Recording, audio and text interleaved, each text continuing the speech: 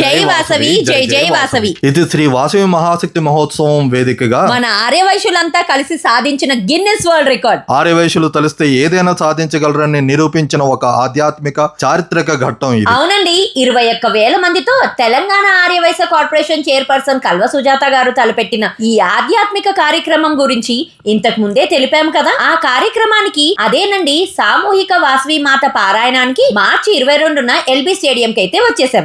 అమ్మవారి ఆశీస్సులతో పాటు వరల్డ్ రికార్డ్ సాధన దిశగా తలపెట్టిన ఈ ఆధ్యాత్మిక చారిత్రక ఘట్టంలో దాదాపు 30 నుంచి 40 వేల మంది ముక్త కంఠంతో భక్తితో చేసిన ఆ వాసవిమాత పారాయణంతో ఎల్బీ స్టేడియం అంతా మారు మ్రోగిపోయింది. 12 మంది పీఠాధిపతులు గురువుల సూచనలతో చింతల శ్రీనివాస్ గారు రచించిన 102 చరణాల పారాయణాన్ని మధురగాయని కల్పన గారితో శృతి కలిపి సామూహికంగా ఆలపించి ఆ వాసవిమాత వైభవాన్నే కాకుండా మన ఆర్యవైశ్యుల ఐక్యతను సైతం ప్రపంచానికి తెలియజేసింది ఈ వేదిక. తెలుగు రాష్ట్రాల నుంచే కాకుండా తమిళనాడు, కర్ణాటక రాష్ట్రాల నుంచి కూడా పెద్ద ఎత్తున ఈ కార్యక్రమానికి వచ్చారు మన ఆర్యవైశ్యులు. ఇక్కడికి వచ్చిన ఎందరో ఆర్యవైశ్య సోదర సోదరీమణులు మీరు పెట్టిన కర్టన్ రైజర్ వీడియో చూసి మేము ఈ కార్యక్రమానికి ఎక్కడెక్కడి నుంచో బస్సులు వేసుకొని మరీ వచ్చామని అంటుంటే ఈ కార్యక్రమం విజయం సాధించడానికి మేము తోడ్పడినందుకు చాలా ఆనందం కలిగిందండి. సుమగారి anchoring, Ranjani sister bhajan jamming, ఇంకా ఎన్నో సాంస్కృతిక కార్యక్రమాలు అందరినీ ఎంతో ఆకట్టుకున్నాయి. ఈ మహోత్సవానికి తెలంగాణ ముఖ్యమంత్రి రేవంత్ రెడ్డి గారు, మంత్రి పొంగులేటి శ్రీనివాస్ రెడ్డి గారు,